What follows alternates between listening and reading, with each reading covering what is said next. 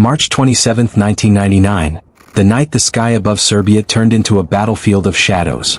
An F-117 Nighthawk slices through the storm, lightning flashing across its jet-black wings. Inside sits Lieutenant Colonel Darrell Zelko, silent, focused. His orders: take out the Serbian Air Force's command center near Belgrade. It should have been a clean mission. He's escorted by F-16 Vipers armed to blind any radar that dares look their way. But then a voice crackles in his headset. Due to weather, escorts return to base. And just like that, Zelko is alone. A ghost in enemy skies. But he's not just any pilot, he's flying one of America's most secretive weapons.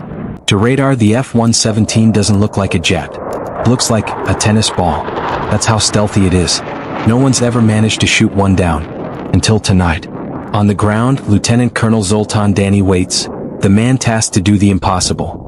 His radar team is hidden deep in the countryside, staring at screens full of static and rain. But then, a blip. A faint, moving echo among the noise. I see it, one small target. The ghost has entered his trap. Zelko doesn't know he's been spotted. He opens his bomb bay doors, for just a moment, and that moment seals his fate. His radar signature spikes. Target locked. Launch. 2 missiles scream into the storm. Zelko's bombs hit their mark. Explosions light the city below. He pulls up, climbing higher, believing the mission's done. Then, warning alarms explode inside his cockpit. A lock. He looks down, 2 bright dots rising fast through the clouds. Missiles. Coming straight at him. He banks, dives, climbs, anything to shake them. The first missile misses. The second doesn't. It explodes near his left wing, shredding the aircraft. The Nighthawk tumbles, on fire, spinning uncontrollably. Zelko fights the G-forces, crushing his body, and pulls the ejection handle. Boom.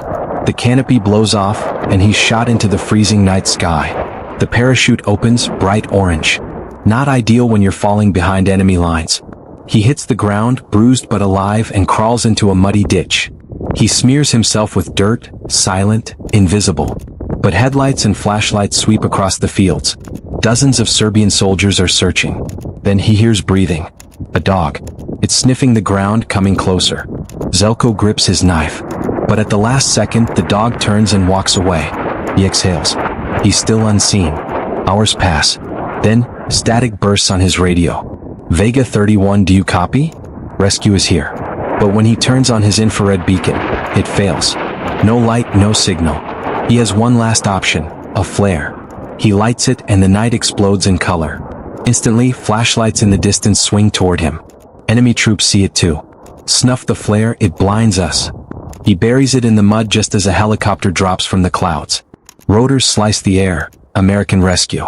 How are you feeling, sir? Great. Let's get out of here. Seconds later, they vanish into the night, escaping just before enemy patrols reach the spot. That night, Zoltan Dani became the only man in history to shoot down a stealth fighter. Years later, Zelko and Dani would meet, not as enemies but as men bound by one impossible night. A handshake between 2 soldiers who made history on opposite sides of the same story.